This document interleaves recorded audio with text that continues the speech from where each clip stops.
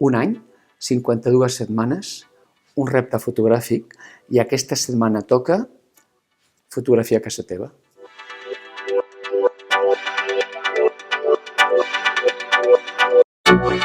Bé, em dic Tino Soriano, treballo per la National Geographic i la meva feina és coneguda sobretot com per la fotografia de viatges. Precisament perquè em dedico a la fotografia de viatges, crec que el fotògraf, en realitat, on aprèn és a casa seva. Si tu ets capaç de fotografiar bé l'estany de Banyoles, després, al Titicaca, podràs fer les mateixes fotos senzillament acomodant-te a les variacions que puguis tenir amb el temps.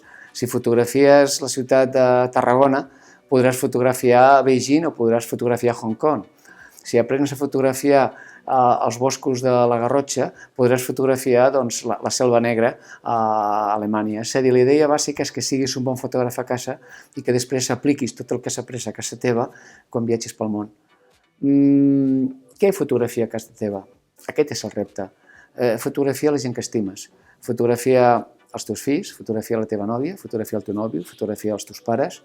Intenta fer un bon retrat de persones que veus cada dia, fotografia els teus veïns, fotografia el botiguer, la botiguera, la senyora del mercat, el jefe.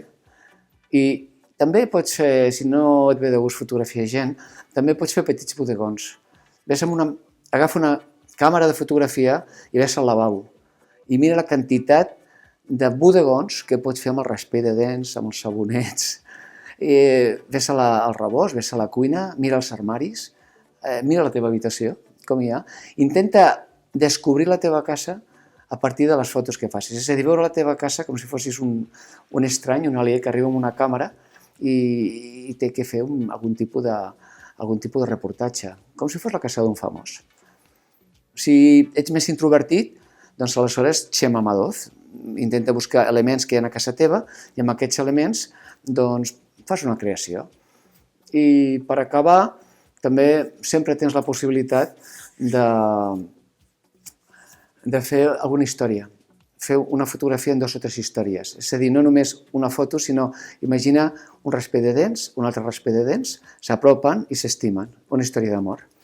Per què no provar de fer històries d'amor amb els estris que tens per casa teva?